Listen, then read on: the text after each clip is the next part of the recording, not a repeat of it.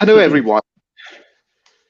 Welcome to the KZ Show. This is Kaushal Zubair, your host, and we have today with us Jeff Blair and Cyndi Russell would be joining us shortly. Today's topic is physical health. Welcome, Jeff. Thank you. Great to be here.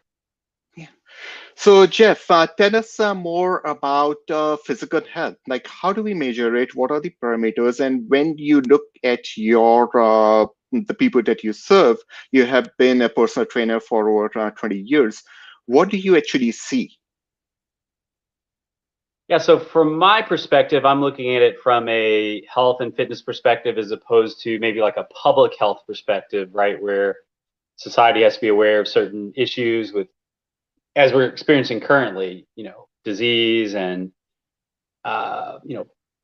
contagious disease, infectious disease, things like that. What I'm dealing with more is health in the sense of improving quality of health and improving quality of life. So for us, a lot of it involves, weight control, weight management, strength increase, potentially blood pressure, and other things that are impacted indirectly by what we do.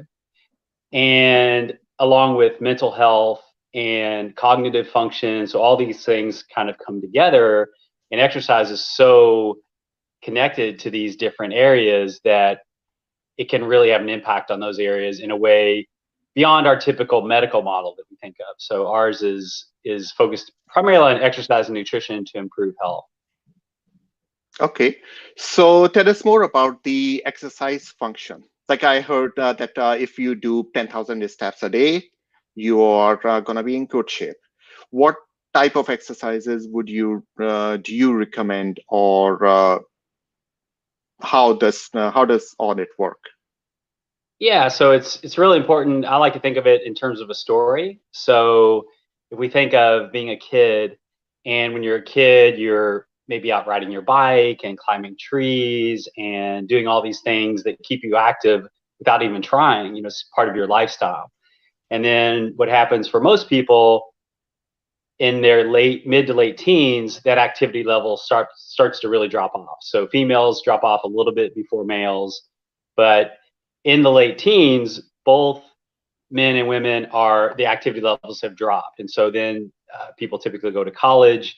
And what happens after that? They get out of college and they go to work, right? So they go from, even in college, if they're not as active as they were when they were 13, they still have maybe more free time for activity and stuff like that. And then what happens when people hit their 20s is they go into career mode, right? And actually, people don't realize this, but people gain the most weight in their lives during that decade of the 20s because they're going from a lifestyle that might have been more active and potentially less stress to working longer hours.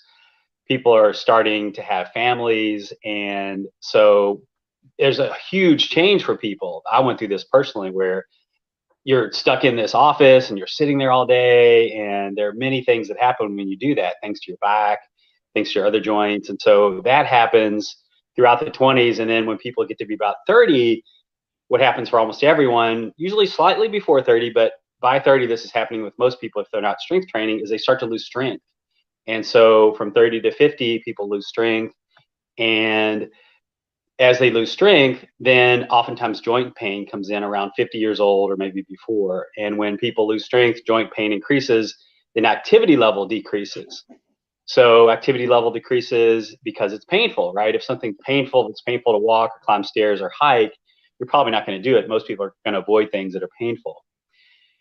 And that happens throughout our lifetime. So my role in that is to try to turn the story around. And so try to get people when they're in their 20s to exercise more, be more active. It doesn't mean what we're trying to do and to improve is to get people into some, like bodybuilder or fitness model or something like that. Ours is a different approach. It's more like a quality of life and a health and almost a holistic approach, but it's focused on primarily on exercise and nutrition to reverse that process. So you don't really have to lose strength at 30, but most people do because they're not doing resistance training and strength training. But if you start to do strength training at any time, really, but ideally around 30 years old, you will stop that process or at least dramatically slow it. So you're more likely, if you have strength, you're more likely to continue to hike and do things that are physically active, even things like, carrying groceries.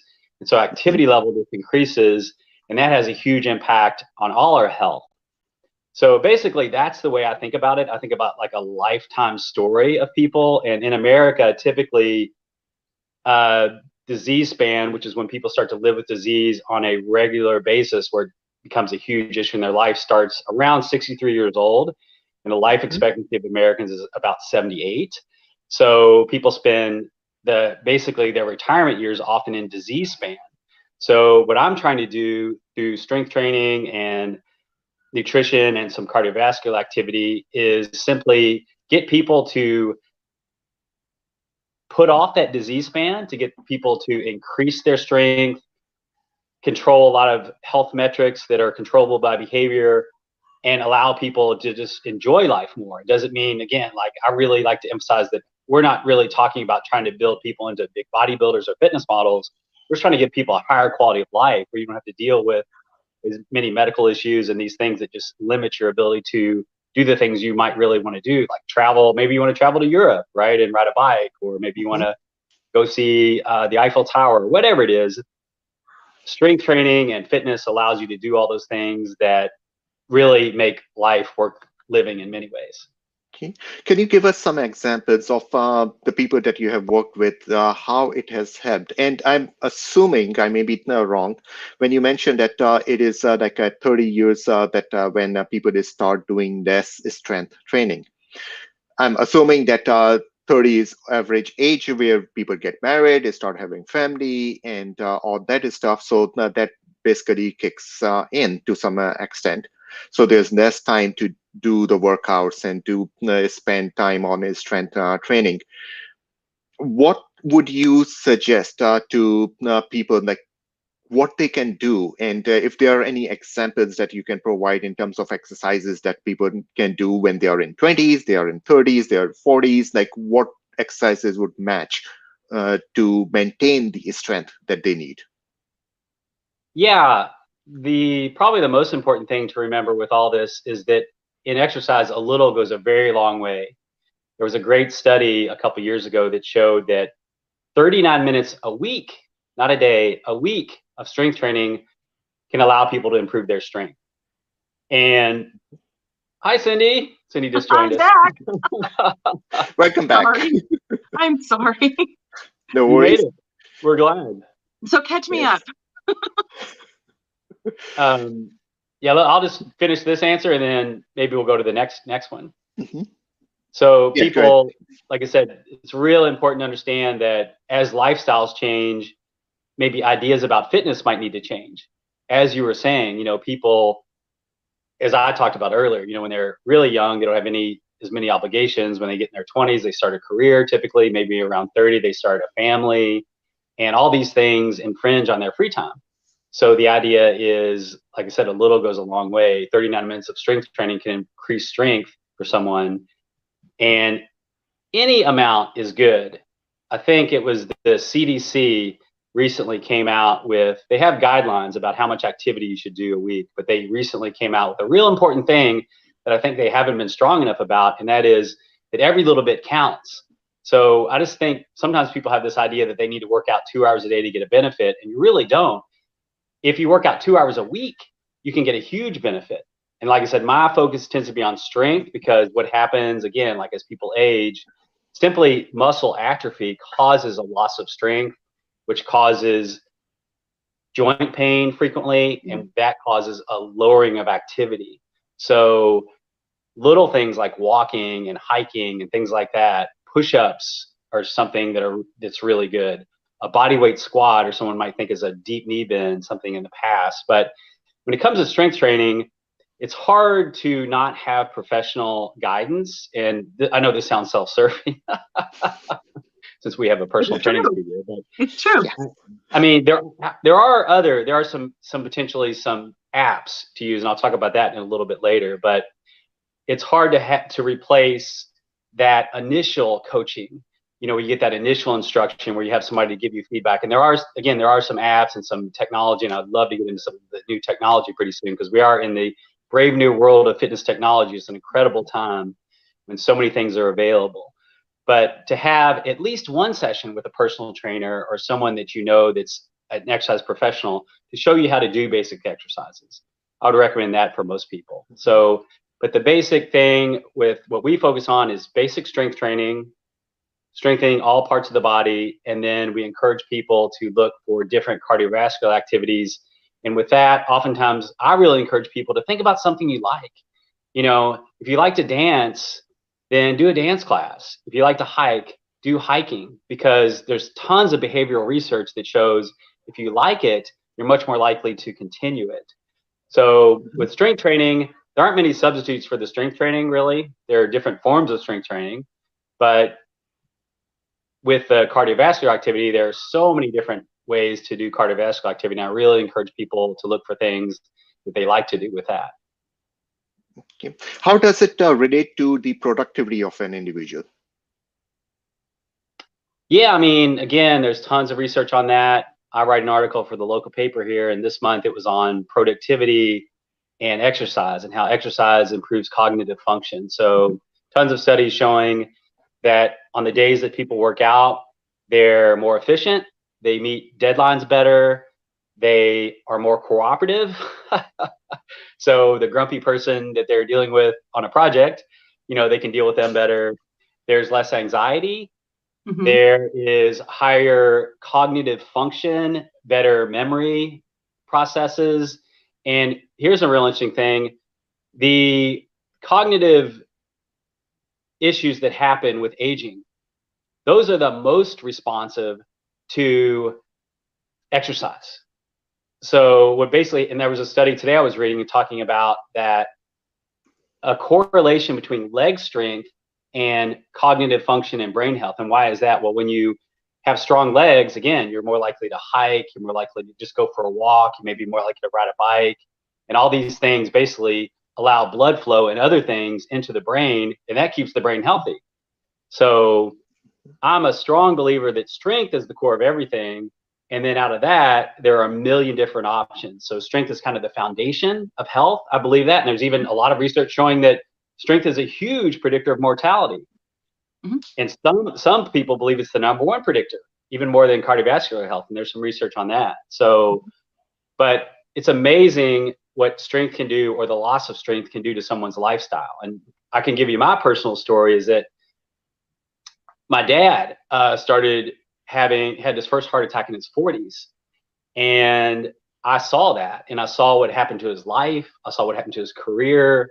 And unfortunately, they ended up taking his life when he was 63 years old.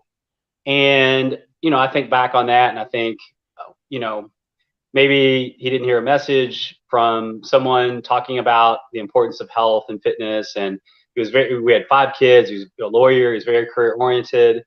And that was kind of his lifestyle, but he kind of sacrificed his health.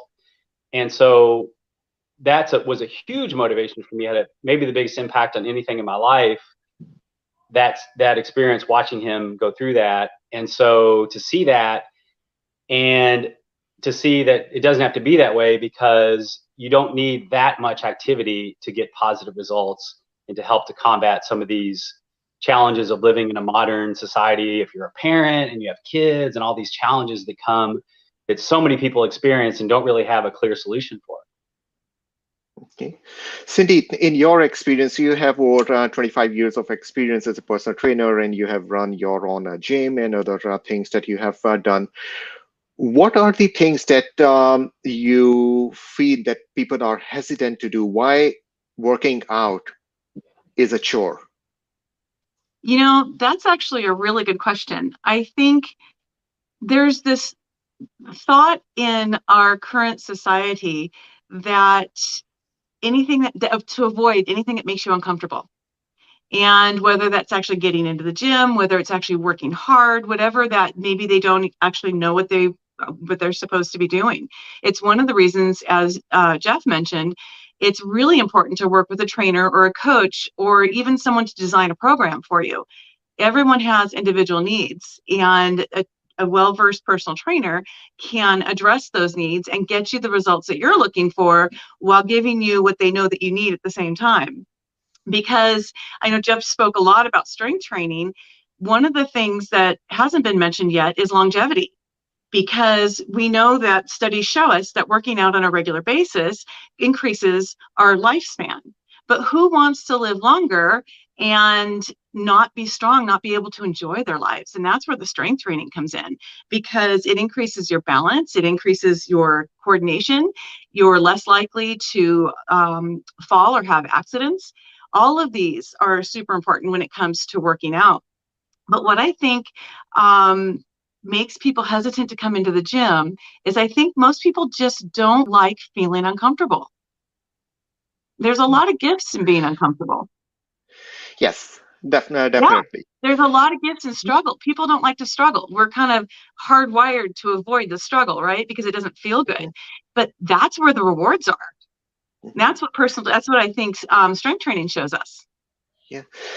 Tell us about you. I know you both have worked with a lot of executives, and one of the things that we generally see with executives is that they work out like 4 o'clock in the morning, 5 o'clock in the morning before they First get thing in the morning. into the office. Right. So, tell me more about their motivation and what gets them going. Well, the executives that I've worked out with, there are long studies that show that fitness, physical fitness is related to improvements in the integrity of brain structure and function. It helps you think more clearly. It helps you think on your feet. And as Jeff mentioned earlier, it increases productivity. And I think executives are a little bit different than other employees in the way that they are very, very motivated. And they get there early in the morning, so it doesn't have an effect on their workday. What's your experience, Jeff? Yeah, I've worked with so many different types of people, and I know that a lot of times when people, like we start at 5:30 a.m., a lot of times certain people have to be in there at 5:30 or they can't do it due to work and kid commitments. We have people don't that you are notice that those people are the ones that are most successful? Have you noticed? What was that? Have you noticed that oftentimes those people are the ones that are the most successful? It can be. I mean, I haven't necessarily seen that all the time, but I mean, it makes kind of sense intuitively that people that are motivated in other areas will be motivated. People that are highly intrinsically motivated will have high intrinsic motivation, but sometimes people have separate motivation in different areas. So not always, I haven't always seen that, but I definitely have seen it in different situations. I mean, I did work with an actor once for a movie, and he was extremely motivated. It was like working with a Navy SEAL, and which made it fun, because there's a lot of things you can do. Fun. But my basic approach with people is I try to treat people as individuals and think, how do I get this person from point A to point B? Not so much get them from point A to point Z, but how can I get this person to just make an improvement, and maybe most importantly, understand why they want to make an improvement. I think that's really important. And in order for people to kind of increase their intrinsic motivation, oftentimes education is the best way to do that. So that's why I usually talk about the things I'm talking about now. I talk the same to everyone. Basically, I just try to figure out kind of what they're trying to achieve. So Cyndi, you probably do this when someone comes in and they say, well, here are my goals. Okay, I want to be able to, this is a very common situation. The person's 45 years old. They're a busy executive or employee, a professional of some sort. They have 2 kids and they're really fatigued. Okay, so my objective with that person, again, like I talked about earlier, it's not so much for them to become a fitness model or whatever. I just want to see them have a higher quality of life for their own benefit. Right. I'm not that concerned, unless they are, with specific metrics or whatever. I just want to see them establish a consistent exercise pattern, because I know they'll benefit from it. And my experience is everyone, almost 100% within a month, will say, yes, I feel a huge difference in my strength. I feel a huge difference in my energy. I'm thinking better. Usually 2 weeks.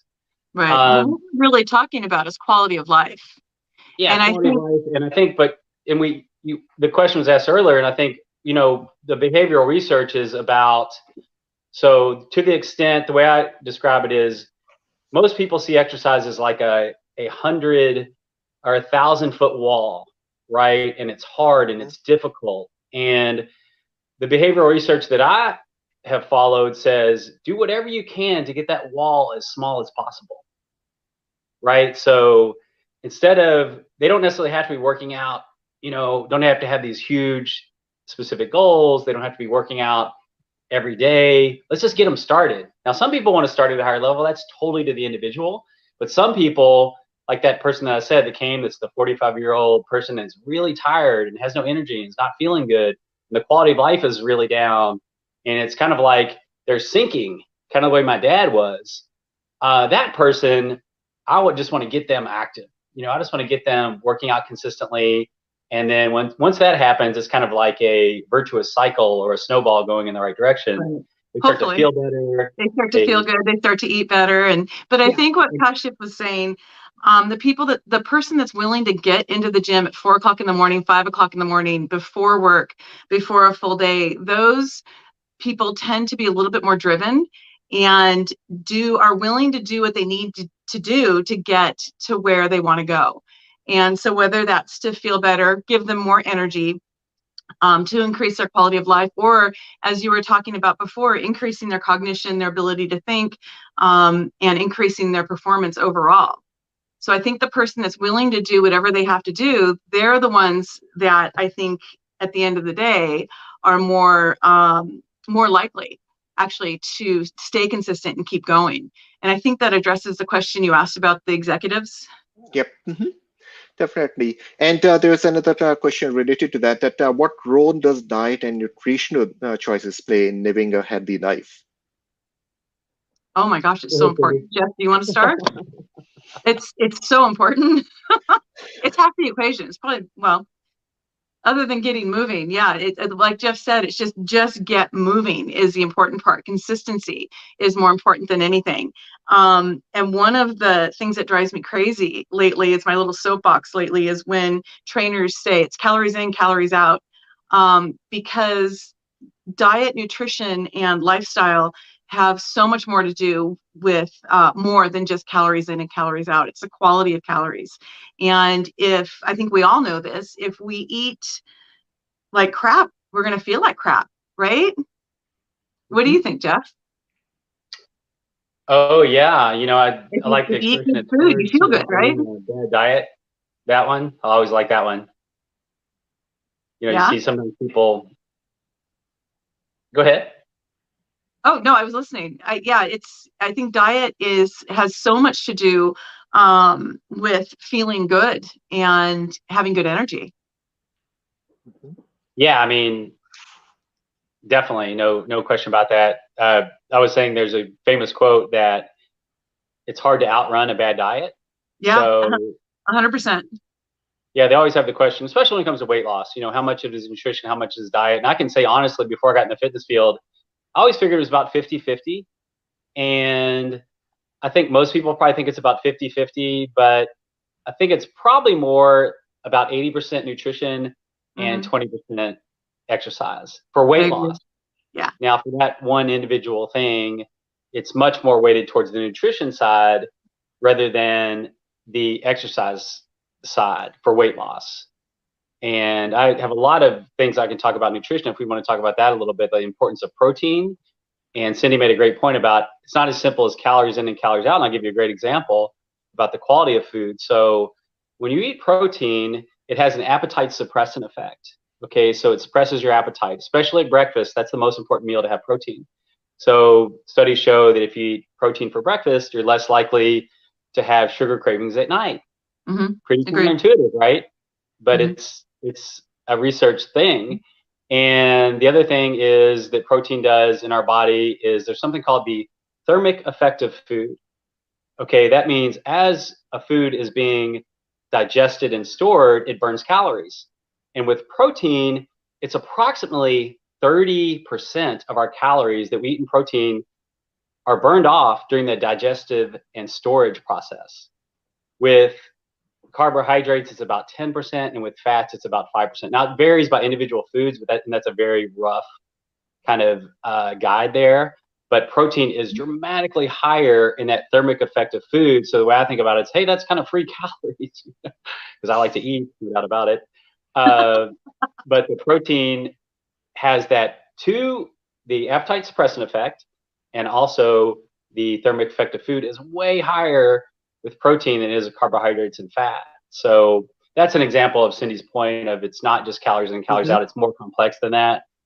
It is what's called energy balance, which is a fairly complex thing, but thermic effect of food is a big part of energy balance.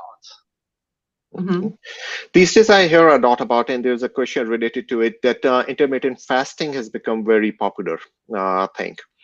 And what are your thoughts on intermittent fasting, and would you recommend it? Go ahead, Cindy. You know, that's a really tough question. For me, it falls under the category of it's not a one size fits all. I have clients and I know people that I work with that they thrive on that and they do really well. I myself do not.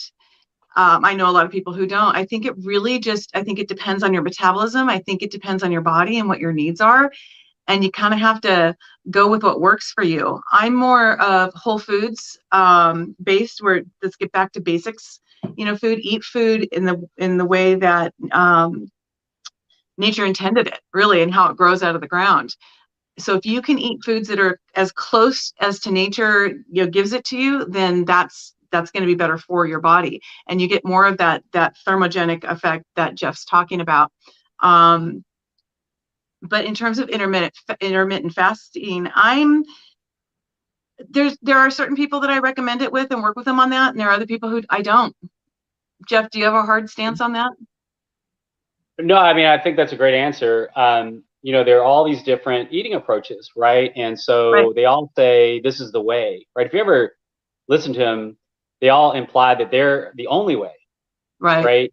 And so, but statistically and behaviorally, there is no individual approach that's necessarily better than any other approach. But like Cindy noted, based on individual preference, personality, to a certain extent, schedule, some approaches will work with some people, and some approaches will work with others. And so I completely agree with Cindy. If it works for you, and intermittent fasting right now is the current thing, and it's, some people are having success with it, and I would tell people, if you're having success with it, then continue to do it. If you're not having success with it, understand it's not the only way, and there are other eating approaches that might be more workable for you.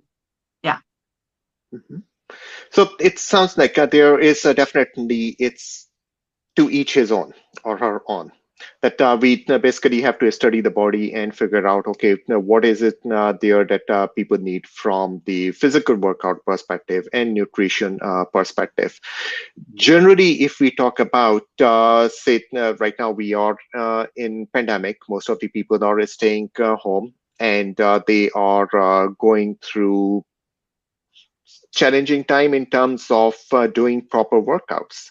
Most of the gyms are closed, and or even if they are open, it's not they are not able to go there, or for various reasons. What can people do at home that they can basically make up for not going to the gym on a regular basis and doing the workouts? And I would also ask you, like, if you can differentiate 65 plus and people in their 40s and 50s, because I know each age group has different needs. There's so much that you can do. I've been having so much fun with my Skype workouts. Jeff, how about you? Are you doing stuff at home? We did during the pandemic. We were shut down for 3 months, and we did a lot of home workouts, but we're not currently doing those. We're doing our regular outdoor personal training. But there's so much. Yeah, there's so much that you can do at home. You can get great workouts with no equipment at all. Okay. So some examples, if you can provide. What's that? Some examples, if you can provide, of the workout. Examples of what we were doing in the very beginning. So we were shut down the first 3 months as well. Unfortunately, we've been open since then, working out outside. You can use bags of dog food as weights. You can use backpacks as weights. We were using, some of my clients were using bottles, jugs of water as weights. You can do push-ups. You can do wall push-ups. You can do push-ups on the ground. You can do push-ups on a desk. You can do dips off of a chair, squats, sitting squats in a chair, leg lifts. There's so much that you can do. We were doing bent over rows with our water jugs. There's a ton of stuff you can do. Mhm. You look like you had an idea, Jeff. Oh no, I was just probably having a, recognition, because we did the videos with backpacks full of books, Yeah, we and got super creative. a gallon of water, Uh-huh. a gallon of water weighs 8 pounds. People don't realize that. It's really heavy. Mhm. Yep. So you can use it for a lot of different things. And I don't know if now would be a good time to start talking about some of the technology available. I mentioned earlier that, we're kind of in the brave new world of fitness apps. And I've been reading a lot of great things about that recently. And I think it's just fantastic I know maybe some trainers are a little nervous about it, but I think it's going to be the opposite. It's going to enhance fitness education and awareness for people in a way that's never happened before. Because in our phones right now, in all of our phones, there is, you could go to Google Health. You could go, I think Apple's is called Apple Fitness. I have a And there are things in Samsung there. Health on my phone. Yeah, there are things in there that exercise physiology labs at UCLA didn't have, 20 years ago or whatever. Yeah. I mean, in our phone. He's and right. The cool thing about it is that, say, for example, like a steps tracker, right, or a sleep tracker, Mhm. you don't really have to do anything, which is really cool, right, to get this data. So let's say you're really struggling with sleep, right, and you're getting 5 hours a night, and you need to get more sleep. Well, you can track it, and then you can be aware of where you actually are. And my belief is what trainers in the future are going to do is say, okay, we're at 5 hours a night. Do you think we can try to get to 6? And here's some sleeping tips, like make sure that all the light is out of the room. Try not to have electronics in there, and have a regular bedtime, things like that. Right. So all these fitness apps but I think there's so many of them. Potentially you could have a trainer, serving as that kind of overseer or helper. Right. Help you connect it all together.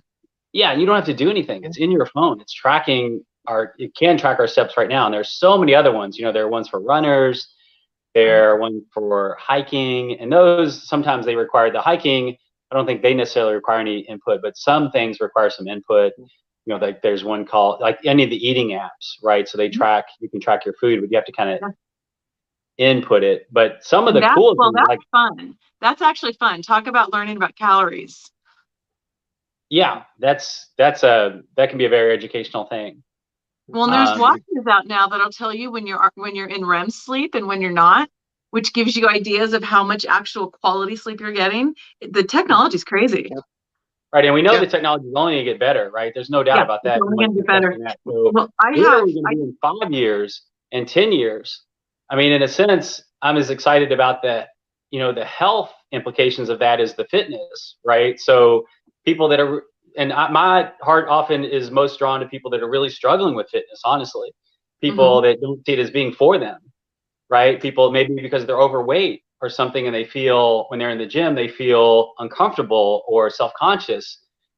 I'm honestly oftentimes more empathetic to them than I am to the person that wants to be on and I've worked with all types, but sometimes to see that person and the hope that I think is in these apps for those people to help to find a way, to make fitness for everybody, to make fitness for all sizes and all shapes. Makes it really accessible. Yeah, it's really going to be the pandemic has fast forwarded it, but the next 5 years, I just think we're going to see this incredible explosion of utilization by these apps. And there are just so many of them. Like I said, so many of them, you don't have to do anything. Just keep in your pocket, and it gives you that data that, again, you try to move forward with it, right? So if you're only getting 2,500 steps, can we get 3,500? right? If you're getting 3,500, can you get 5,000? And what can And I you had some do? friends, like in January, that used, I think they might have used I think it's called the All Trails app. Yeah, And for they hiking. were, yeah, they tried to do like 100 miles in January of hiking. Right. And they didn't have to do anything. You don't have to write it down in a notebook or anything. You just got to put it in your Yep. pocket, right? You go Right. out and hike. Yep. So I think things like that are really exciting for people that have struggled with fitness. And I always think like, so part of my issue in the past of the fitness industry is it's so focused on what we call the 18%, right? So the 18% are the people, 18% of the population basically uses gyms and are active in physical fitness. 82% are not. What about those people? Those are the people that really need the most help, and not And they really coincidentally need to also move. driving our healthcare costs. So to be able to help those people and even help society at the same time is just we're in an incredible time for that, the greatest time in history. Which is exciting. So Kashif, to answer your question, so what I started on my page for my clients during the pandemic is we have a private Facebook page where I give them exercises they can do at home with no equipment. We have challenges every day and every week. So I've got people on there. We're constantly doing chair workouts. I have a workout that I use toilet paper for the workout. It was so fun. So we've gotten really creative. And to answer your question about what kids can do, because kids kind of got the raw end of all this, didn't they, for the last year? It's been a great big adjustment for them and for the parents as well. And so kids aren't always getting the physical activity that they were getting at school at recess with their friends and playing. My suggestion in the kids that I work with, I tell the parents to give their kids a break every 2 hours if they can. So we call them wiggle breaks. So take maybe 3 or 4 minutes and let the kids just wiggle, jump around and just kind of scream and jumping up and down. They love it for 30 seconds. And then maybe you have them do 30 seconds of jumping jacks, 30 seconds of high knees. If you can teach them how to do a burpee, kids love burpees. And if you can do that every 2 hours, that will help. And make sure they get a break to go outside. It's super, super important that they get vitamin D and they get fresh air. So if you can get them out on their bikes, out running, doing drills, that kind of stuff, you'll have the kids in a better mood and they will actually think better, they'll learn better, and they will actually sit longer and learn more. You asked about older adults. 40s and 50s, it depends on what their goals are, and that's kind of what my private page is designed for, although I've got some younger people and some older people in there too. For older people, the older population, I think they really need to focus on a couple of things, and this is hard without a trainer, so you're going to need guidance with this, but I think they need to work balance and they need to work squats. Squats are super, super important because that motion, that mobility, quality of life is dependent on it. There's so many things that are dependent that if you can't squat, there are so many things that you can't do. And when you can't do something, studies show that the quality of life goes down. Okay. So does that answer your So, question? yep, definitely. So we talked about that data gathering is definitely very important, and it's much easier these days.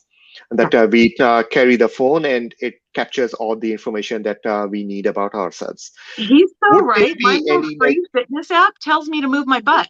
It'll say, you have an exercise, move. I'm like, yes, We're really? just getting started. yeah, We're just getting started with it. yeah.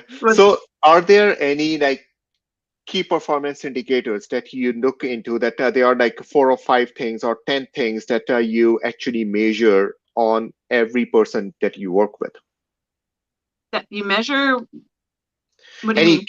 Any key performance indicators that you look at Oh, that, key okay, you have performance. to walk you have to take at least 5,000 steps, you have to do certain movements in a day.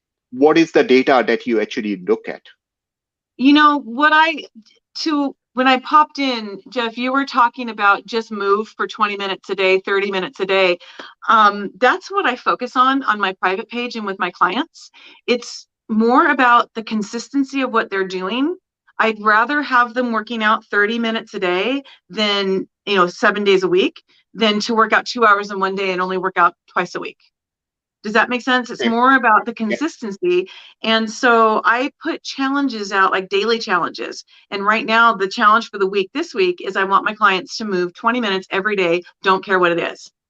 Now, these are people that I work with 2 and 3 times a week with weights. It's what they're doing on outside of that. So at least 6,000 steps a day, drinking half their body weight in ounces of water every day. I'm just looking for movement in addition to what I'm already doing with them. So Jeff, what do you think?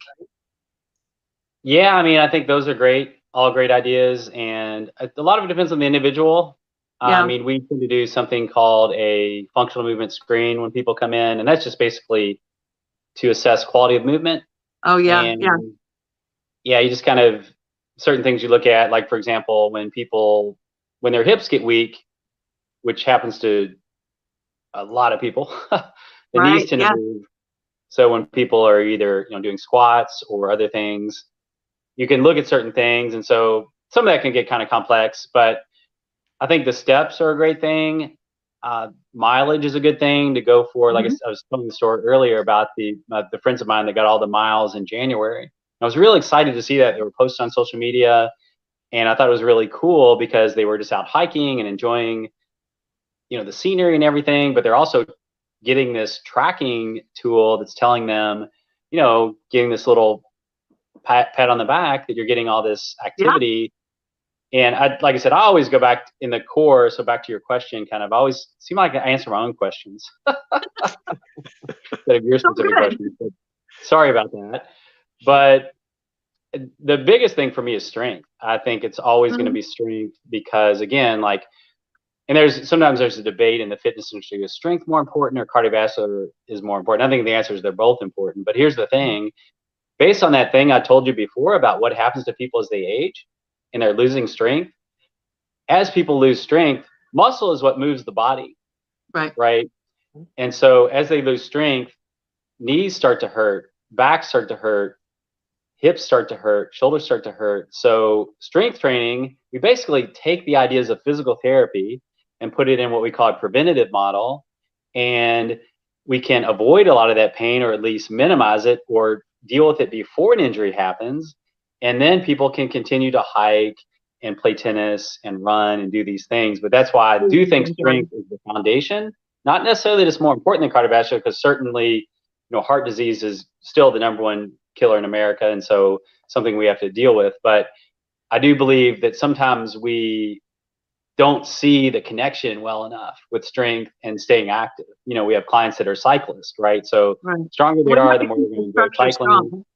The more you enjoy something, the more you're going to keep doing it. So it's kind of it's all behavioral stuff, really. Most of our stuff is not that complicated, but it's getting people to do it. So a lot of that is behavioral psychology, understanding behavioral things that encourage people to do stuff. And again, like the technology is going to make that way easier. We have, as we know, social media has these little behavioral triggers that cause us to do certain things. And the apps are going to do the same thing, except to increase people's activity levels. So I'm really excited about all the technology and all the future of fitness and all that good stuff.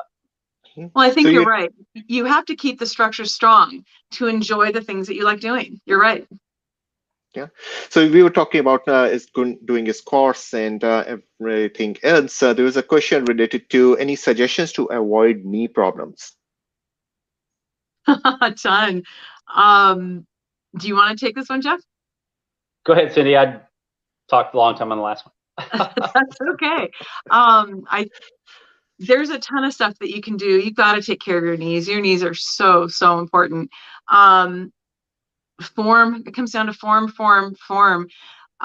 Leg extensions, hamstring curls, calf raises, all those muscles feed into the knee in some form or another. And it's important to keep them strong. I form with squats, form with lunges. All of them keep them functional. Jeff, do you have a thought? Oh yeah, I mean, I just agree with what you're saying. I mean, the way I like to think about it is, in fitness, we have something called biomechanics. And so what does that mean? Bio means biology, and mechanics means the body functioning in a mechanical way. And so when we're having knee pain, typically what's happening, and again, if people go to physical therapy for knee pain, they're often surprised that they're not working on the knee. Right. They're strengthening the hip. They might be strengthening the quadricep, which is the front of the leg, the big muscles in the front of the leg. They might be strengthening the back of the leg. And so all those things basically are shock absorbers for the knee. It's the same idea again, like with people aging and losing strength. So as they lose strength and as they lose muscle, the shock absorbers aren't working as well. And so it goes into the joint. And so they feel pain in the knee.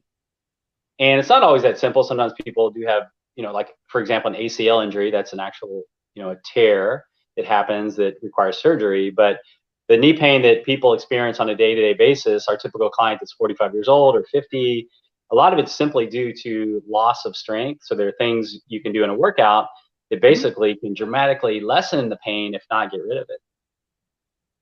Yeah, it goes back to what you were saying earlier, Jeff, is strength training. Yeah, strength is the core of everything. And it's true. It's interesting. What I think is true is you asked about, people that are older. And so it's true whether someone's 85 years old and wanting to just stay mobile enough to be independent. It's also true if someone's a Dodgers pitcher, right? If they want to throw a faster fastball, the movement, the ideas are still the same. It's just kind of a different context and a different question. But regardless of whether you're trying to throw a fastball 100 miles an hour or simply trying to stay mobile enough to move around the house, strength is going to be the foundation in basically in all situations. No, that's definitely all good tips. And from corporate perspective, I know many of the organizations, they support having their employees being active. They provide them gym passes or other things. What do you think from like a responsibility perspective of the corporation, what they should be doing at a minimum with every employee? That's a really good question. Years ago, I was in corporate fitness and I had, I had about 6 corporate clients, and they had great fitness programs that they would either provide free classes to their employees, or they had me work with their employees and they paid for part of it. They comped part of it. And the reason was, well, 2 or 3 things.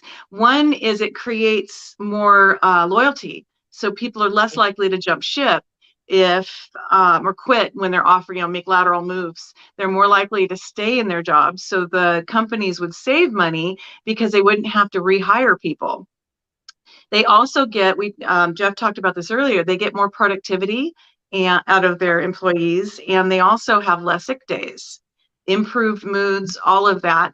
They also they used to get, I don't know if it works this way anymore, but they used to get discounts from the insurance companies if they could show that a certain percentage of their employees were working out on a regular basis. So there are all kinds of benefits to it. What they should and shouldn't be doing, I think, really depends on the company and how much they want to invest in their employees, because it'll definitely pay them back. Anything you want to add, Jeff? No, I think Cyndi, there's great experience and observations there. I mean, I know that one thing that corporations do is smoking cessation is a big thing. Mm-hmm. Yeah. Smoking is obviously a big, healthcare cost thing, and the productivity is really important. Increased productivity, and again, like Cyndi said, I think it helps with retention. I do think that the answer is going to come in technology somehow.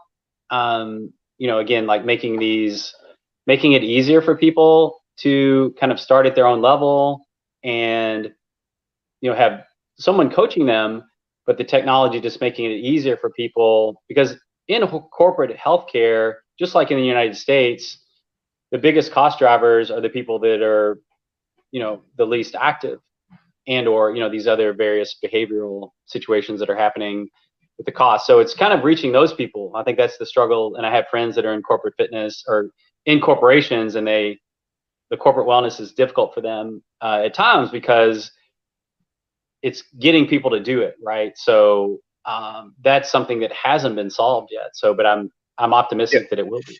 As you mentioned, that there are 82% people or population who do not work out and are not physically active. So it definitely creates a lot more unhealthy environment for not just for themselves, but for their families, for the organizations that they work with, and more so and so forth. So last, as we are coming to the hour, any advice that you would give to everyone in terms of working out or anything that they can do today, implement in their lives that would help them in the long term? You want to get this? You can go first. Okay. What I would put out there is what Jeff said before, just move. I think fitness right now, when you talk about that 80%, the 82%, I think right now during the pandemic and the quarantine, I think physical fitness and moving is more important now than ever. Your immune system is dependent on it.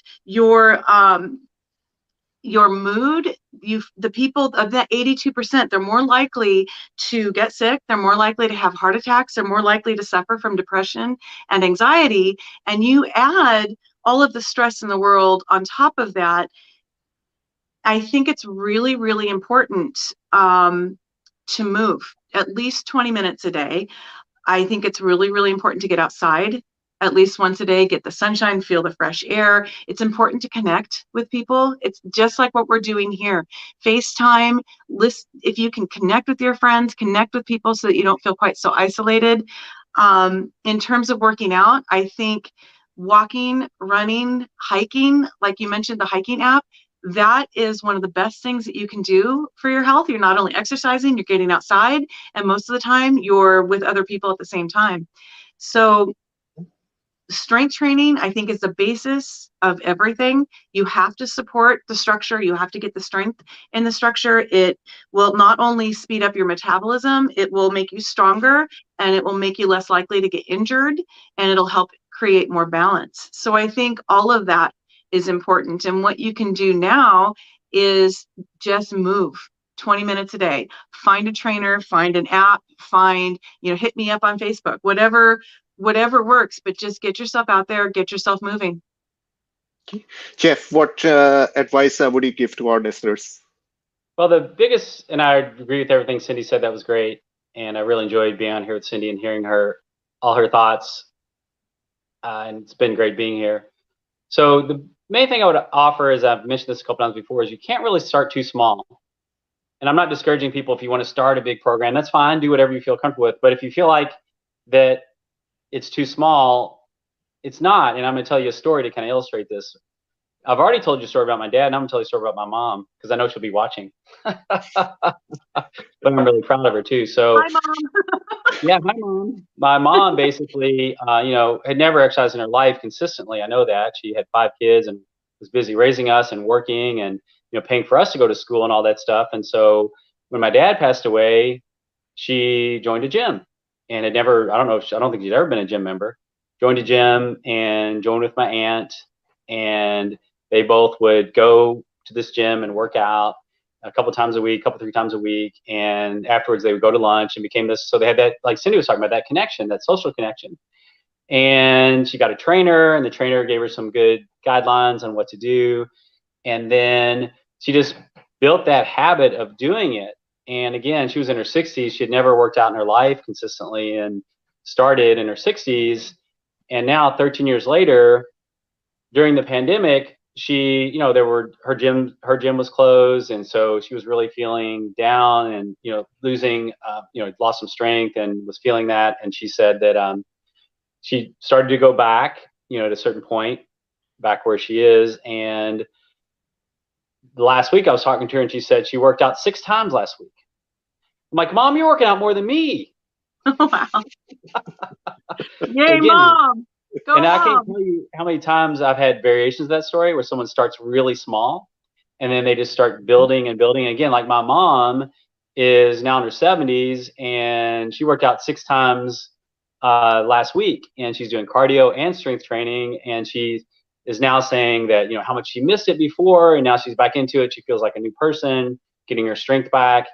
And so just encourage people, again, like, if you struggle with fitness, historically, you struggle with fitness, you feel uncomfortable in the gym, or you feel like you're, not in a good enough shape to go to the gym, just, kind of just start small. If you don't feel comfortable going to the gym, start with hiking and walking. Hopefully find a trainer that can give you some instruction on strength training. But if you just kind of stick with it and take it one bit at a time and just progress as you feel comfortable, people can have a life-changing experience. All right. I agree. That was well put. Yeah, definitely. So in conclusion, I would say that everybody basically needs to do something. And it doesn't matter if you are working an hour or if you are working just 5 minutes, working and doing the workout for 5 minutes. You just have to do it and on a consistent basis. And Yeah. as you both mentioned, that you start building with the small steps, and then building on top of it. Like this past year, when pandemic started, I was doing about maybe 3,000-4,000 steps a day, and I slowly built on it, and now I'm doing about 12,000-13,000 steps a day. And Wow. so it I every month I kept building up, and it's much easier to have the data on the phone, so I don't have to record anything. I can just look at the phone and I figure out, okay, this is how much I've done it. Now this is remaining. So thank you again. Thank you for being with us today, and Thank very you. much informative session in terms of what people can do. Thank you, Cyndi and Jeff, for giving us some creative ways of doing exercises with your backpacks or books or other things in weightlifting. So thank you again. And with that, we are going to end our broadcast. Thank you. Thanks for having me. Thanks.